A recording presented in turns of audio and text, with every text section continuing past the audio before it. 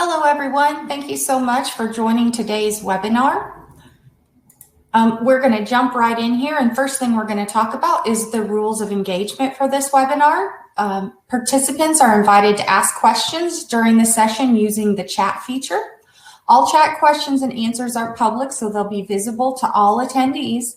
And this webinar is being recorded, so a copy of your chat information and any questions you ask there will be recorded and will be distributed after this session with that recording.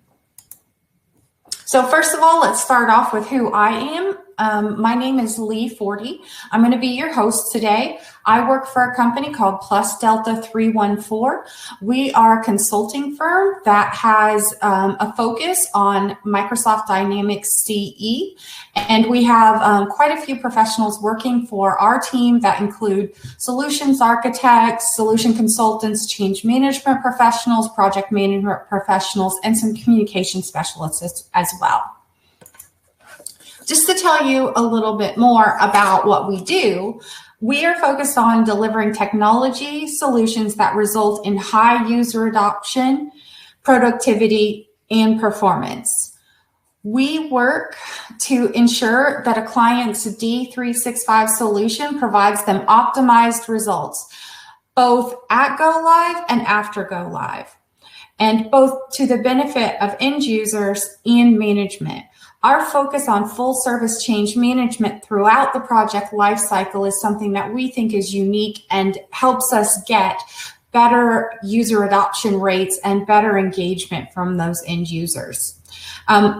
We can also provide post-go-live engagements tailored to meet our customers' needs. So what we want to make sure is that we don't just walk away after an implementation is done like some other partners may do. What we do is we're there as much as you need us to the level that you need us, and we tailor a plan to make sure that you feel supported after go live, whether that be with a support type contract where we're there when you need help or encounter an issue, or whether that be doing small additional projects after go live, or providing training to your users. Again, that's something that we do on a tailored basis for each of our clients in an effort to meet each individual client's needs.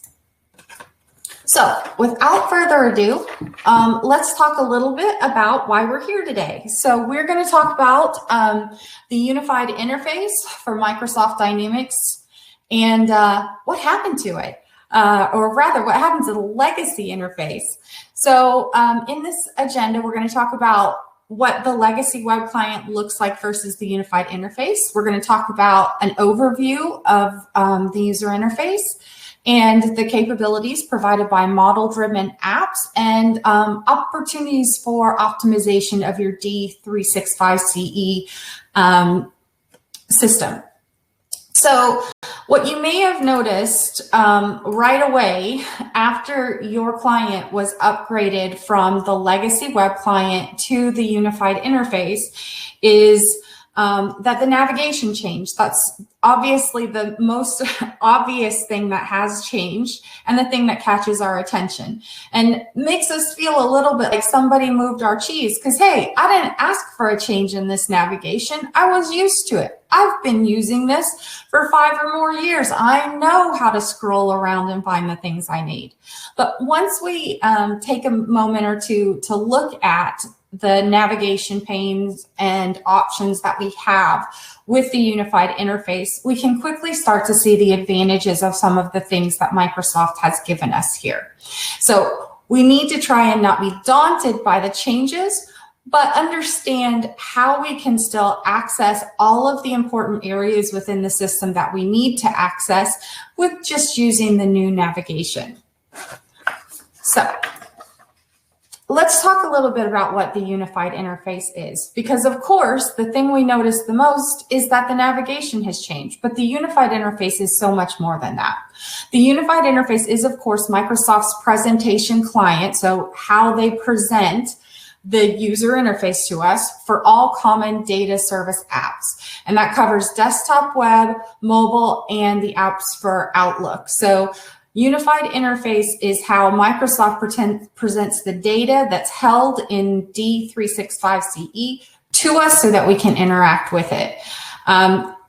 It's the runtime for all model-driven experiences in Microsoft's Common Data Service with mobile and Outlook Mail app only running on the unified interface. And quite soon, the web client will only run on unified interface as well. The last day for cut over to the unified interface and thus the new navigation was December the 4th. There are still some organizations that Microsoft has not done the forced upgrade for yet, but they are rolling that out each day. And it's my understanding that by sometime around the middle of January, no one will be left on the old web app anymore. Everyone will be rolled mandatorily by Microsoft onto the unified interface.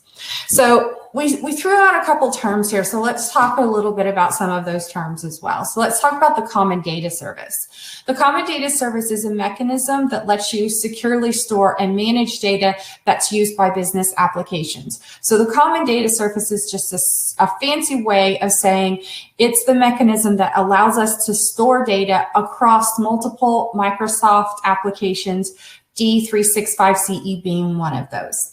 Another term that we used was model-driven apps, and we're going to talk a little bit more about model-driven apps in a few slides in the future. But for now, let's just talk about them and think about them as a component-focused approach to apps. It doesn't require you to be able to write any code, and the layout is determined by the components that you add to the app. So in a really quick nutshell, that's what the unified interface is. So why did Microsoft move us to the unified interface? You know, some of us were pretty happy with how things were. Yes, there was a great deal of scrolling through that navigation, but we'd gotten used to it. So why would Microsoft make this huge change and invest the amount of time and money and effort that they have into upgrading us to this new unified interface?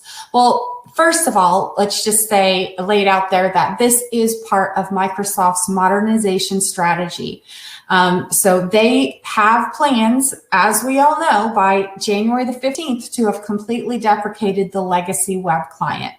So the reason that Microsoft has done that and has invested so much time and money into the unified interface, which of course includes that new navigation, are the following reasons. So first, they want to make sure that they modernize the fundamental application technology and that they use the best UX design while they were doing that. So they allowed us to have improvements in how our navigation works and how people see and interact with the user interface.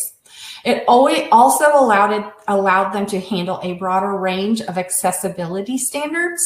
So those vary from country to country, but what we needed to do for Microsoft is make sure that whatever those accessibility standards were, that we had the ability to handle as many of them as possible, so that if there is a disability that we need to accommodate, that the system needs to provide accessibility for, that we can go ahead and do that within the new user interface. And finally, another reason that Microsoft moved us onto the unified interface was to reduce complexity. It was also to reduce cost and time delays to both themselves and to those of us who implement the product. So there were time delays that were caused because they had duplicated investments across much of the core framework, the coding languages, and they were having to support multiple browsers. And it was difficult for them to continue to do that across forked code bases, resulting, that forked code base often resulted in feature differences, regression differences, and timing of fixing new features was being delayed because of that fork code base and the duplicated investment across the core framework. So what are the benefits? Yeah, that all sounded great, but that sounded like it was a good thing for Microsoft, right? Why do I, as a user, care that things are easier for Microsoft. Well, there's also a lot of positive impacts for us as users and us as consultants who implement the solution. There's a positive impact on our implementation efforts because now we no longer have to build the business applications so that they span multiple UI platforms. So we don't have to build a separate form for the web client, mobile, and Outlook. Those utilize the same user experience, and thus we configure it once, it's done once, which reduces the amount of time it takes us to roll out a new D365 solution. Also, and this is super exciting, is they have improved performance, which helps speed up the interface being delivered to the end user. So historically, when we upgraded from Dynamics 2011 to Dynamics 2013, which is when we got what's now being called the legacy navigation, we noticed a lot of lag in certain screens when they were loading for the users. And Microsoft's made multiple changes to that over the years to speed that up and make it better. If you haven't moved over to the new interface yet, you will notice, at least every single application that I have worked with so far, that there is a marked performance improvement when the user loads a new screen. So their investments in cleaning up their code and getting away from that forked code base have really paid off for us as well. Finally, there's also an increase in end user productivity because the way that the data is now laid out in the application has been orchestrated in a way that allows the user to much more quickly access the data that they need, and it puts the data that they use most frequently in areas that they can access it most easily. So we'll talk a little bit more as we move through the slides about how that navigation has changed and how that makes the user a little bit more productive while they're working with that data.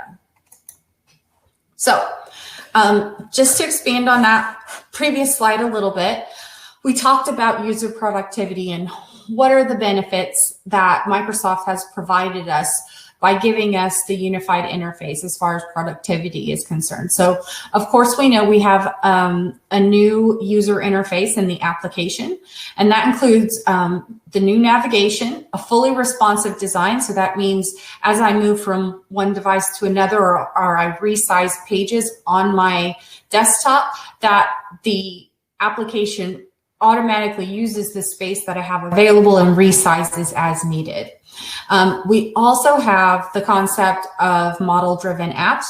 Here it says the new apps concept, and we'll talk a little bit more about that in a moment, but that's a very key feature that helps us in a lot of ways, so we'll expand on that in a moment.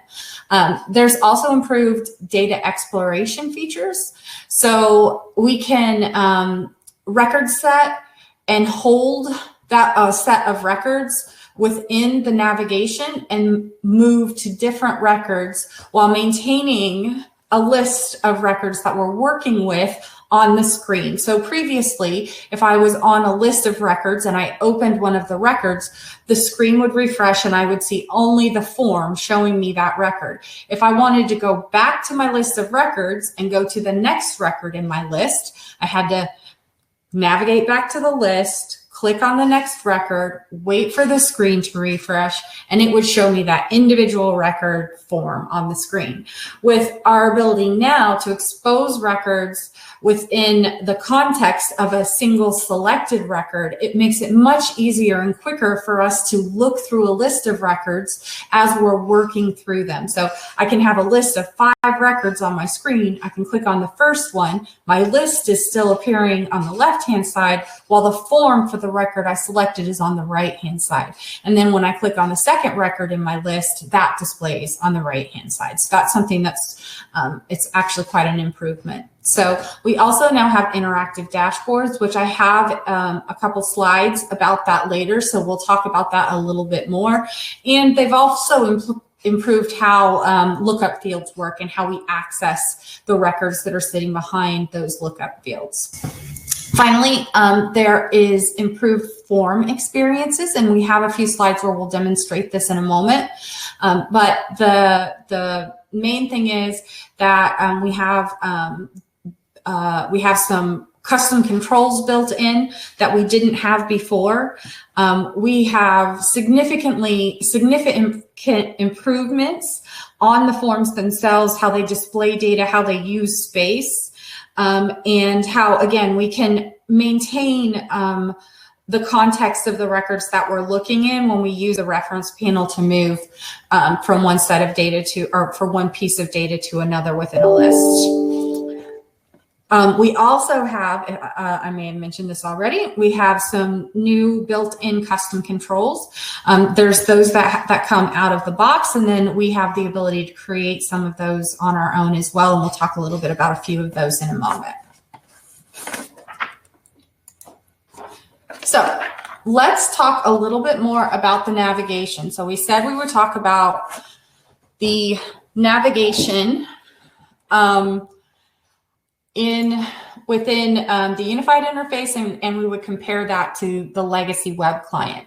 So if you will cast your eyes to the left-hand side of the screen, you will see there we display the unified interface. So this is the modern interface. On the right-hand side, we show the legacy web client interface. So this is the interface that will be deprecated shortly if most of you are probably already on the unified interface. The biggest thing I want to draw your attention to here is that the key elements for navigating are the same, or pardon me, the key elements of navigating remain in place. They are in different locations, but they perform the same functions, and they are all accessible in a similar way. So if we look at the right-hand side of the screen, we see that what has been marked as item 3 is an area. So our areas are sales, marketing, customer service, settings, etc. So that's our higher level area. And then underneath sales, so if I click on number 3 on the right-hand side, I will get this flyout menu that we see. And the flyout menu for sales has several different groups. The first group being my work, the second group being customers, and the third group being sales. So I have those, again, those same items over on the left-hand side in the unified interface as well.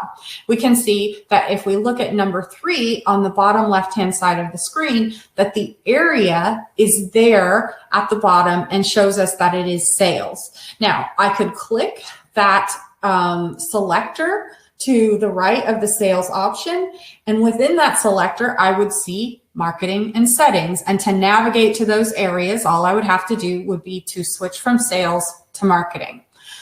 Because I am on the sales area on the left-hand side, I see similar layout of my groups to what I see on the right-hand side. So if we look at the number 1 on the left-hand side, you can see I have my work underneath that.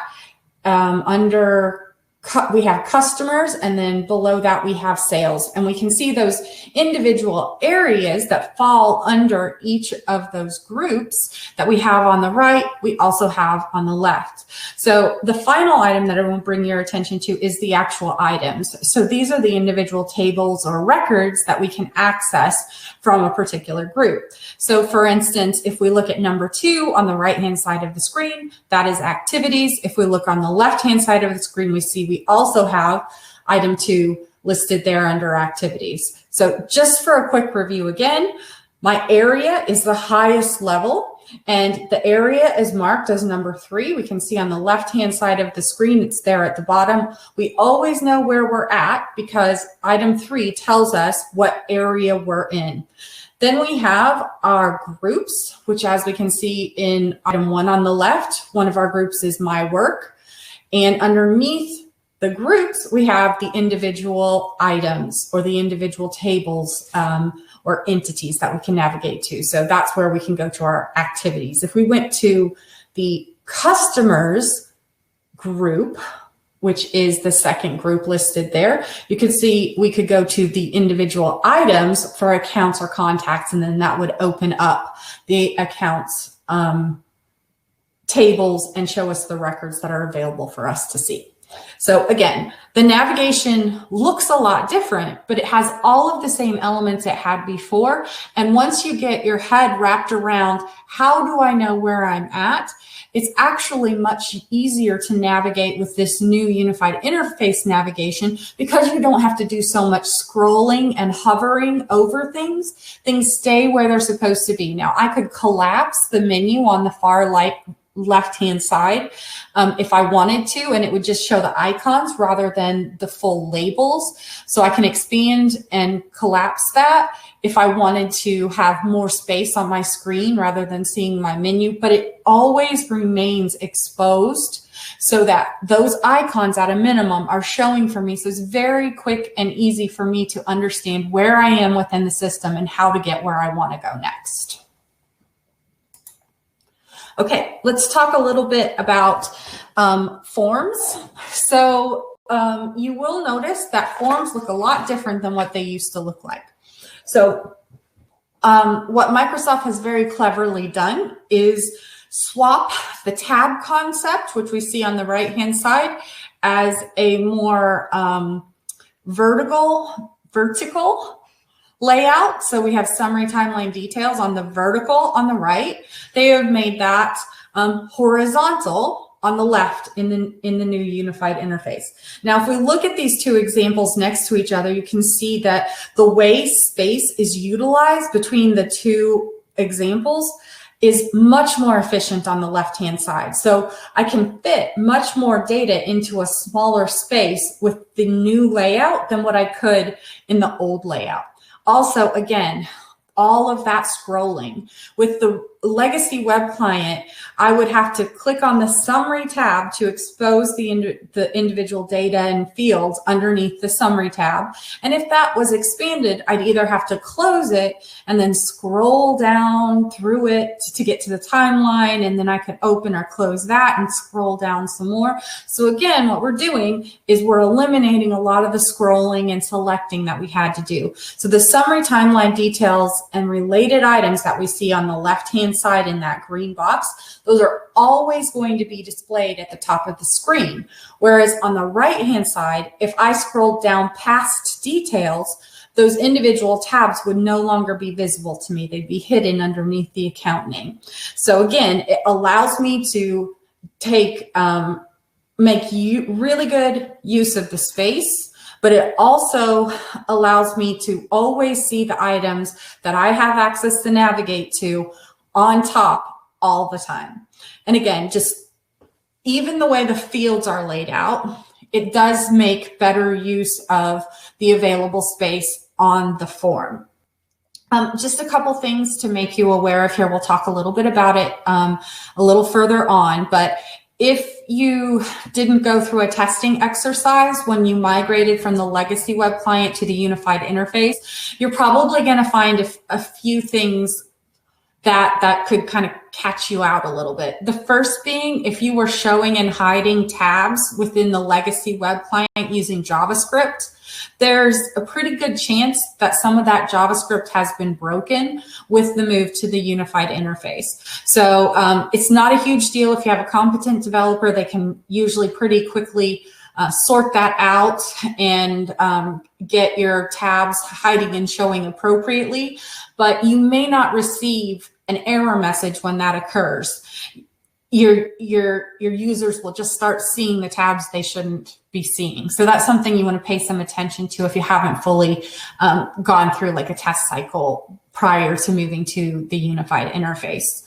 And let's see, there was something else I wanted to tell you about those forms. Oh, the other thing is, because of the way that the layout has changed, the way that we're now using those tabs differently across the top, it is a really good idea to do a form optimization exercise when you move to the unified interface to ensure that the way your data is displayed, so the way your fields are displayed, are appropriate within the new unified interface, and they give you access to the data in an efficient manner. So because the layout works differently now, the way fields were previously assigned on the form where their placement was, doesn't always equate well and translate well into the new design. So it's a really good idea for each of your forms after you move to the unified interface to just do a review of them and see if it makes sense to do an exercise where you optimize the fields that are on that form to make sure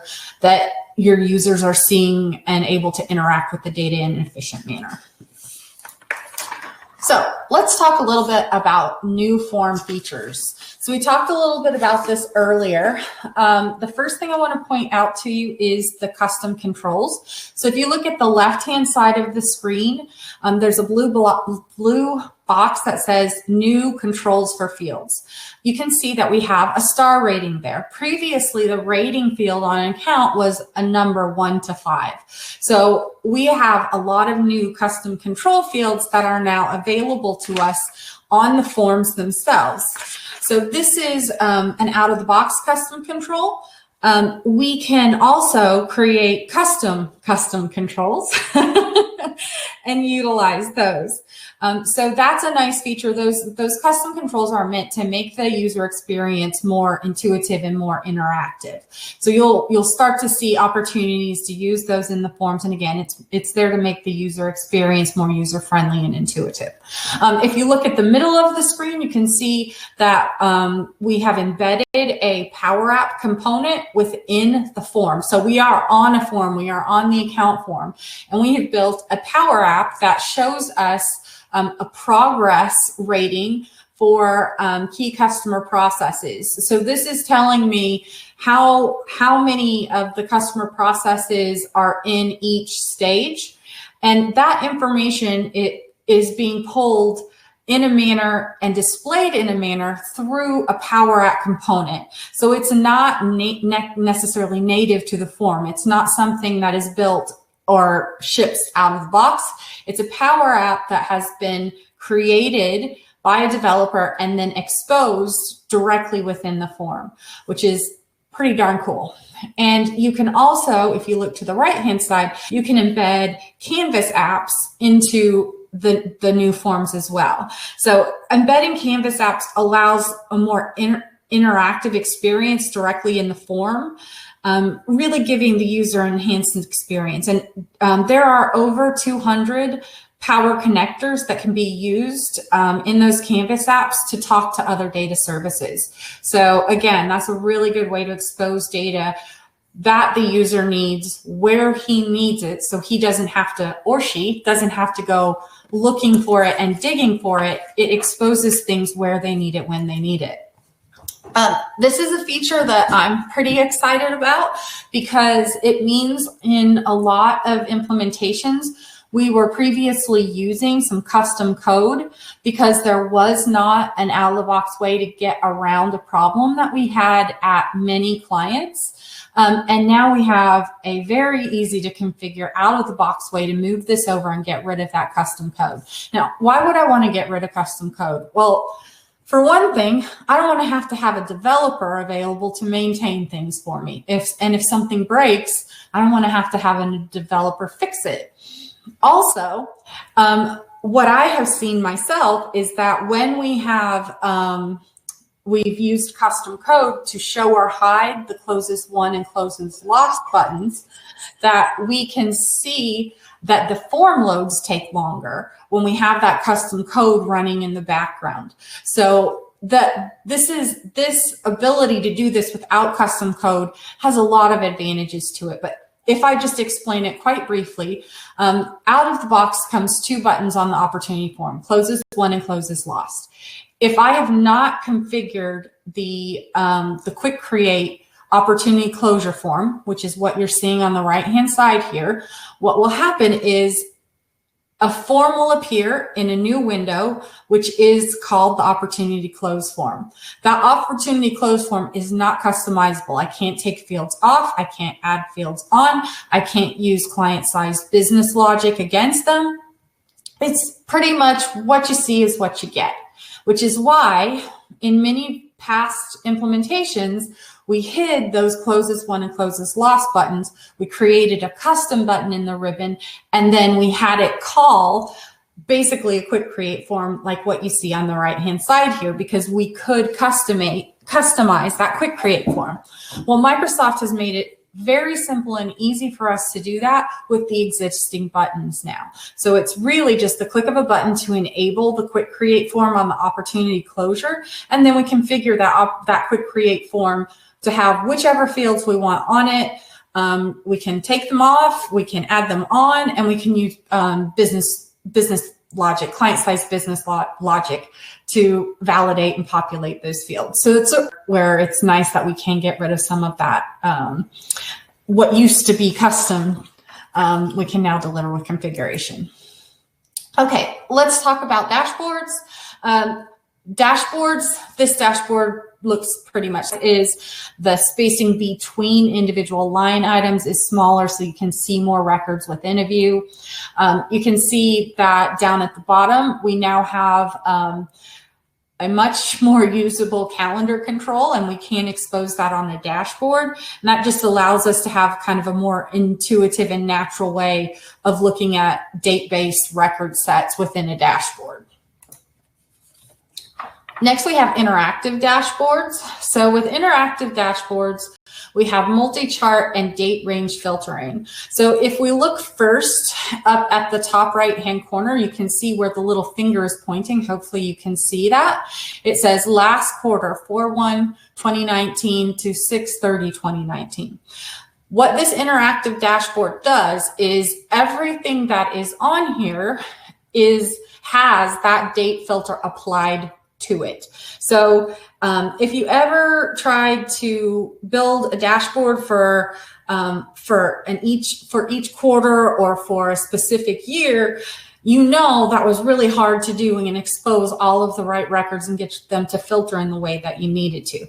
That is no longer a problem because we have this date range filter. So every single element we see here is filtered by the date range that is selected with that date filter. Also, it has combined filtering. So let's say I clicked on cases by priority. Let's say I clicked on low. Well, the dashboard would refresh and each of the elements would only show me records that were in a status of, or pardon me, had a priority of low.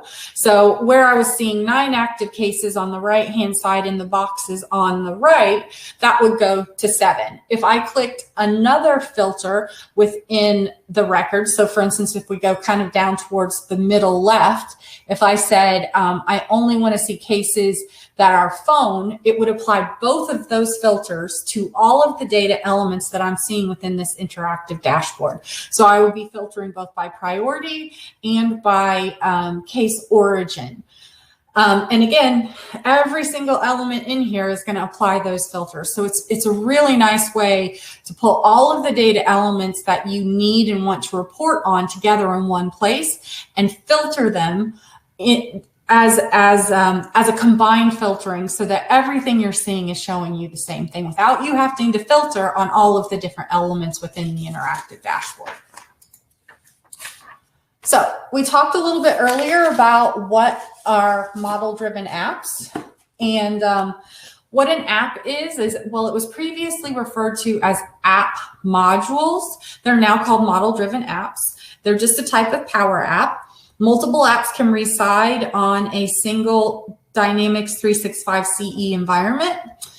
And what apps allow us to do, the super cool part about apps is that they allow us to tailor the experience on a per user role basis. So if you think of an app as a container, I would have an app, for instance, for my sales team. And within that container, I would have an app URL, I would have a web page, dashboards, forms, and views. And I can have multiple apps by user role. So that's what I might build for my sales app.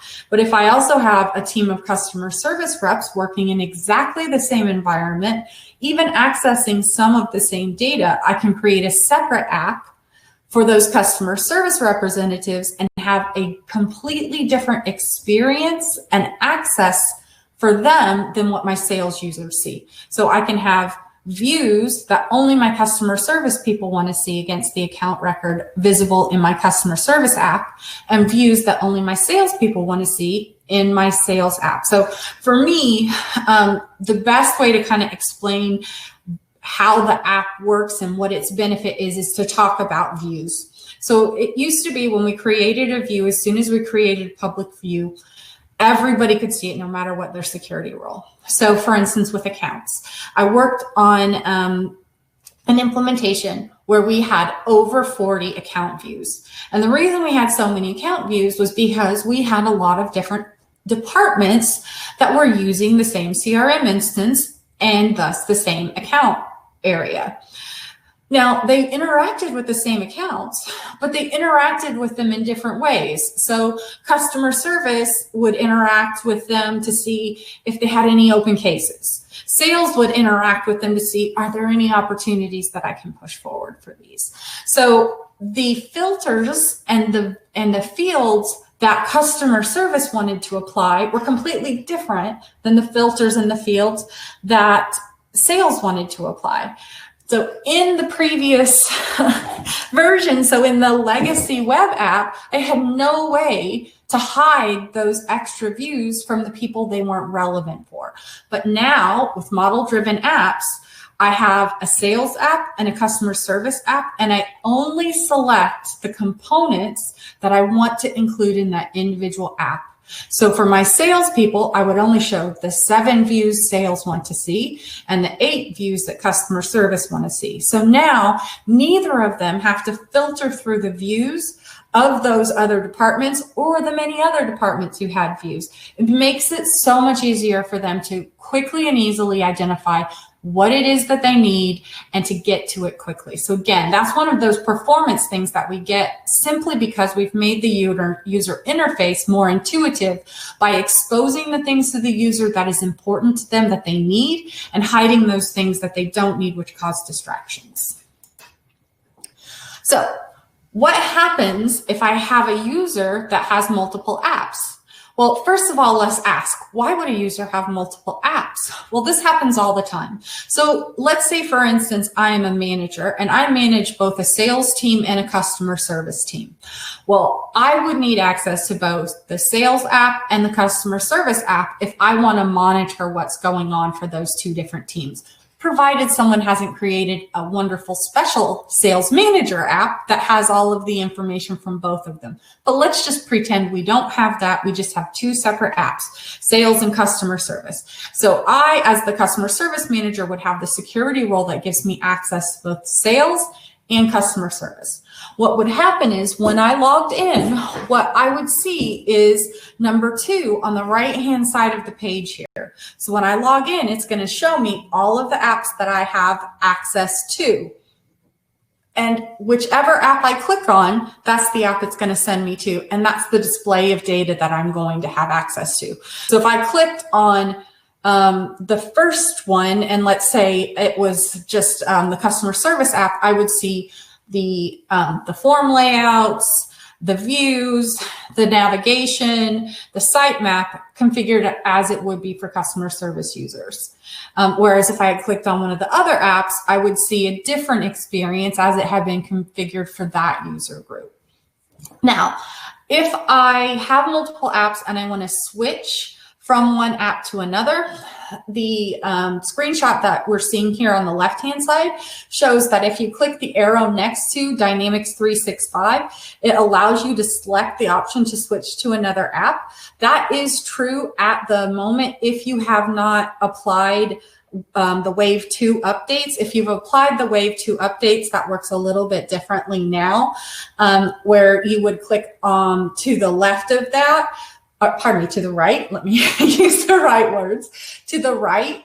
So what starts happening once you've applied Wave 2 is that the name of the app is displayed directly to the right of Dynamics 365. And when you click on the name of the app, if you have access to other apps, it allows you to display what those other apps are and then select them. So finally, if I just have one app, so if I only have access to the sales app because I'm just a salesperson, whenever I navigate to Dynamics, it will just take me directly to the sales app. I would never see the screen on the right-hand side. I would never have the option to switch to another app because I don't have the correct security privileges to do so. It makes my life easier and just drives me right to where I need to be. Okay, so that was a whirlwind introduction into some of the really awesome features that Microsoft has made available to us with the introduction of the unified interface. You might be asking yourself now, is there anything else I should know? And there are a few things that we do want to kind of bring to your attention. The first is that with this, with the launch of the unified interface, there are some deprecated features. So there are some client APIs which have now been deprecated. We've known for a long time that dialogues were going away. Those are now gone. So dialogues and task flows are gone. And then the old service scheduling calendar, that has now been deprecated as well. A few other things to be aware of is if you have add-ins installed, you will need to make sure that you have an updated version of the add-in that works with the unified interface. You can, if you purchased it through the App Store, you can generally go on the App Store and see if they have an upgraded solution.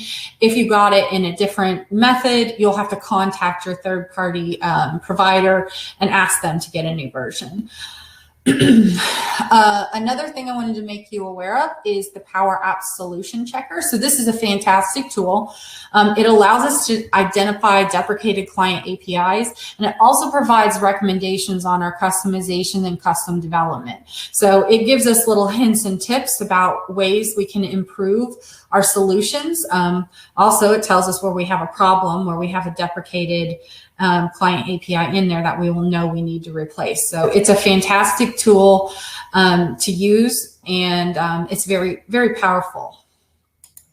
Okay, so a few other things. So if you have not moved to from the legacy web client app to a model-driven app, when you are upgraded by Microsoft during that mandatory period, you will start to see this is a legacy app and might have features or customizations that aren't supported in the unified interface. For best results, create a model-driven app for unified interface. So just be aware if you start to see that appear, that's why it's expecting you to use one of the model-driven apps instead of the legacy web client. So you're going to start to see that.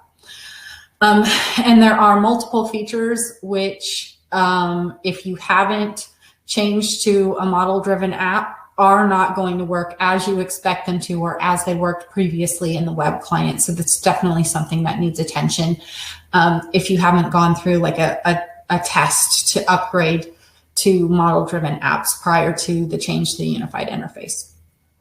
A couple other possible upgrade issues. JavaScript, especially where we have show and hide scenarios on our tabs and sections within our forms. Your tabs and sections may not be hidden or displayed as they should. You might have them hidden when they shouldn't be, or displayed when they or not displayed when they should. You also might have some issues if your JavaScript is driving form selection. So if you have multiple forms for the same security role and you're using JavaScript to designate when each of those forms should be displayed, you might have some issues with that JavaScript as well. Again, a competent developer will be able to look into that and help you sort that out, but it is something that you may need to look at. And just be aware that some of these issues are not going to generate error messages, especially the show hide scenarios. It might just start that a tab that shouldn't appear now appears and your users can see it. And unless your users come to you and tell you, you're not going to know about it because it's not throwing an error message.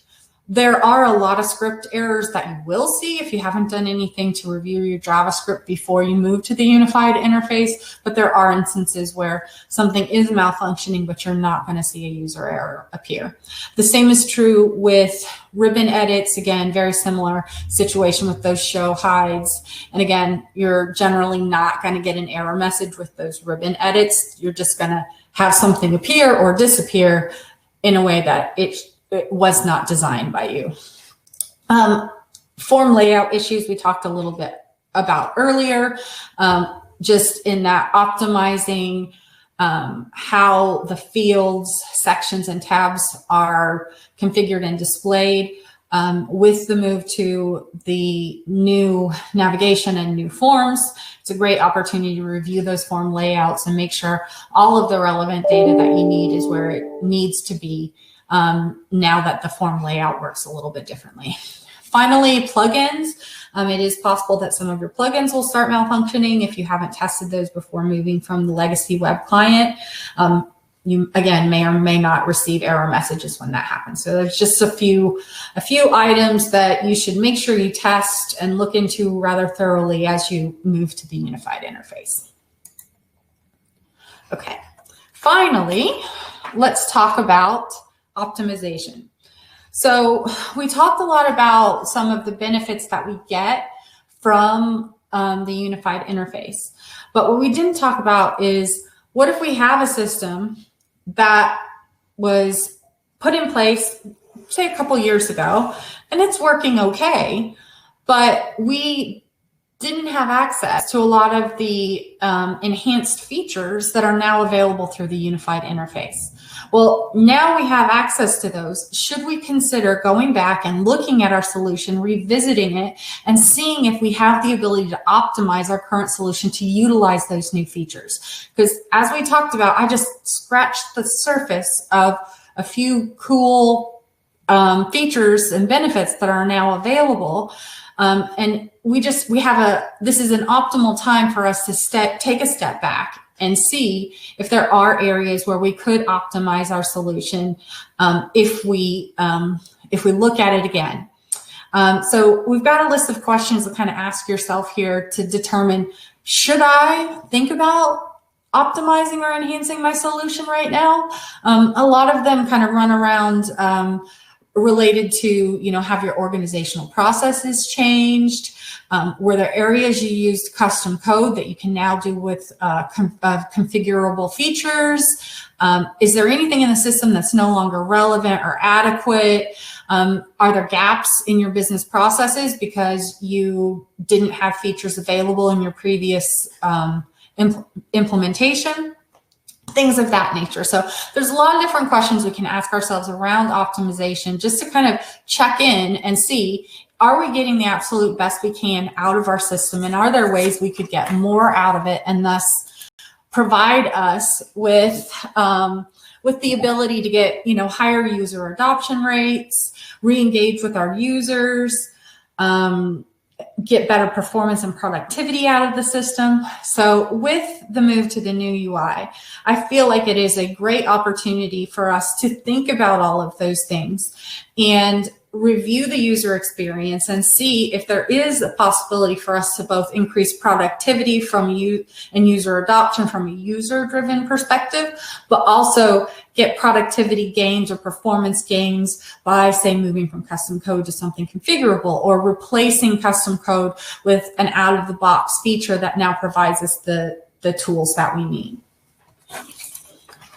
So just kind of one last slide about why in the world should I be pursuing optimization of my D365 implementation. So there's a lot of people who have been running on the same implementation for the last 5 to 10 years, and they're online. So as Microsoft makes changes and rolls out those changes, they're going forward with those changes, but they're doing the bare minimum to keep going forward with the changes so that something that Microsoft implements doesn't break something that they're using.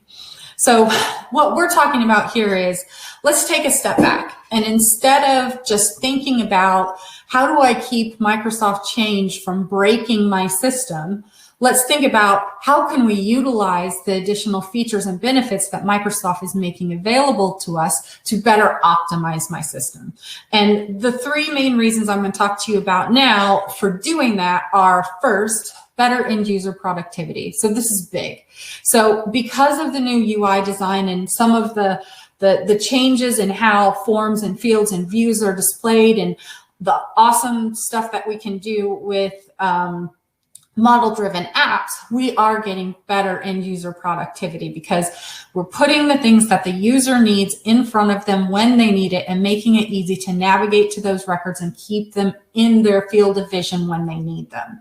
But we have to make sure that we have not just kind of rolled along with what Microsoft has put out there, but we've looked at our forms. We've made sure that the display of data on our forms is optimized. We've made sure that the additional abilities that we have to embed additional data sources and tools within a form has been utilized to give our users the best possible experience that they can. So again, there's a lot of productivity gains that we can get by utilizing some of the new features that we have through the unified interface. The second item I'm going to talk to you about is reduction in training efforts. So again, I'm going to harp on model-driven apps again. If I have 15 different options of areas that I can click on as a customer service user, and I only need to focus on 3 or 4 entities like cases, accounts, activities, it's a lot easier to train me if all I ever see is the 3 entities that I work with. If I have all of those 15 other things that I really never need to look or worry about, that's going to be a distraction when I'm training. It's going to be a distraction for me when I'm working, when I accidentally hit a button and end up somewhere I didn't mean to be, and I'm trying to figure out how to get back into an area I understand. So again, with the new design and with model-driven apps, as long as we have created those model-driven apps in a way that optimizes the end user experience for that user group, our training efforts are reduced. And you still need to train people and you still need to do change management, but it becomes manageable in a much less labor-intensive way.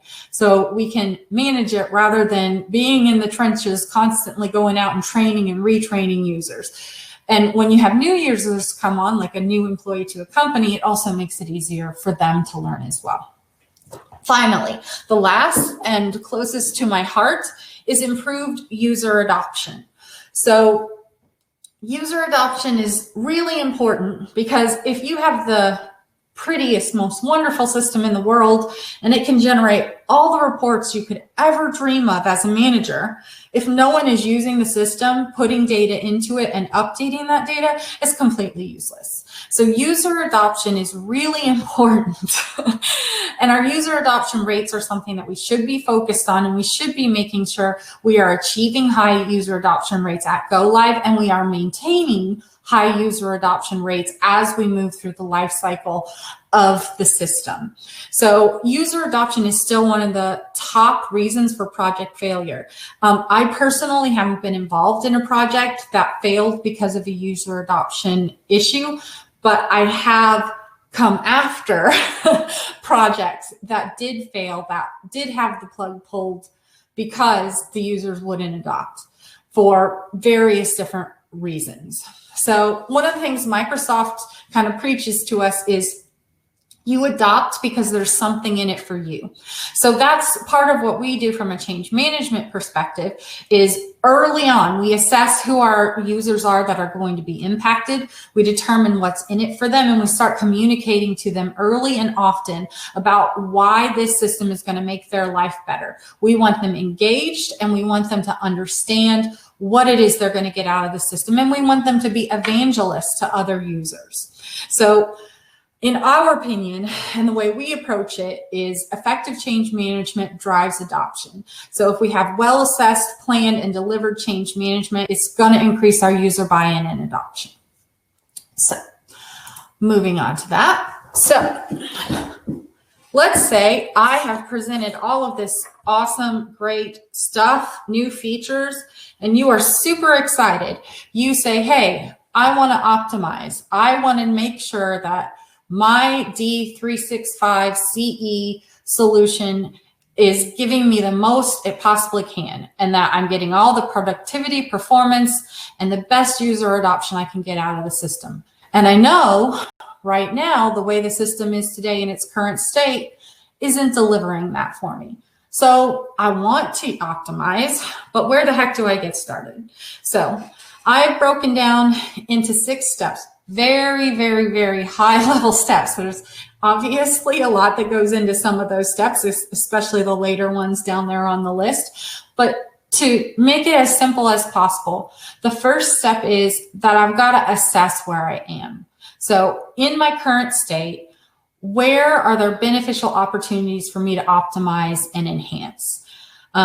Step 2, after I've figured out where those opportunities are to make a change that is going to benefit my users, my productivity, my performance, I need to understand what the impact is on my business if I make those changes, right? So we do an impact assessment. We determine, can we handle this change right now? Or do we have 16 other change initiatives that we're going through in the first quarter? So we need to hold off on this, even though it's super important and it will give us productivity gains. It's just not the appropriate time based on our ability to handle change within the organization or other projects that are going on. So we need to do that impact assessment. The third step is, once we're ready to go, we need to prioritize and select the optimizations. So just because there might be 15 optimizations you could use, you may not choose to implement all 15, either from a time perspective or a cost perspective or an expertise perspective. You may say, let's select a subset of those, let's implement, let's see how that goes, and then we can revisit our optimizations. So, and then step 4 is to prepare and plan. This is, our basic development of project plans and communication plans. Again, I'm going to hammer home about communication plans. We need to be communicating early and often with our users in order to keep them engaged. And then obviously we need to figure out who is going to do this for us. Who are the resources that are going to help us make these optimizations, whether that be internal or external. And the last 2 steps, communicate, configure, develop, and test. Again, harping on communication here. Through the whole project, we need to make sure we're continuing to communicate to our user base. Step 6, communicate, train, release, and support. So once we've got everything done, we need to make sure, again, we're continuing to communicate. We've trained our users appropriately. Once we've released our changes and our optimizations, that we're there to support the end users and support our IT teams who are supporting those end users. So that is very quick and dirty, the 6 steps that you would need to do in order to start an optimization of your D365 CE instance. So in regard, I'm going to go back to step 1. So step 1 is this system assessment, so the current state. If I go to the next slide, here are a few suggestions that we would make if you were going to start that assessment. So you can see there's a lot of different areas where you might want to consider reviewing to see if there are potential areas for optimization and upgrades and things of that nature. So I'm just gonna quickly move past that because there is a lot of areas there for you to review, and that'll be available in the recording when we provide that. So finally, we're here to help. If you could use some guidance, if you're interested in optimization and you could use some guidance getting started or throughout the process, we're here to help. We feel like we can achieve a positive change with upgrades and enhancements or optimization projects, and we have done so in the past with other clients. We also are pretty confident that we can achieve increased user adoption rates that help you get the best out of your implementation, so you're getting the most ROI you can for your technology spend.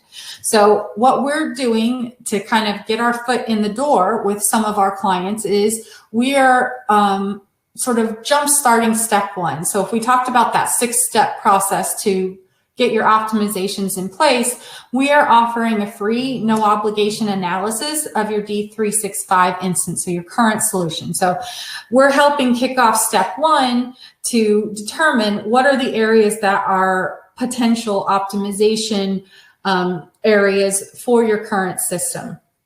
So we will complete up to 8-hour review of your system.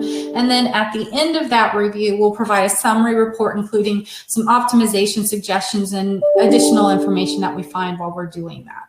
So if anyone who is attending today would like to take advantage of that offer for the free analysis, you can do so by either emailing us at info@plusdelta314.com, or if you're watching the webinar live, you should see a window pop up with a free analysis button where you can click here, and that will allow you to schedule a meeting with us to discuss how we will move you forward onto that, into receiving that offer.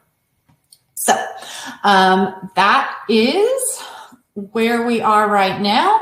We'll go ahead and open it up for question and answers for a couple minutes, and then we'll close.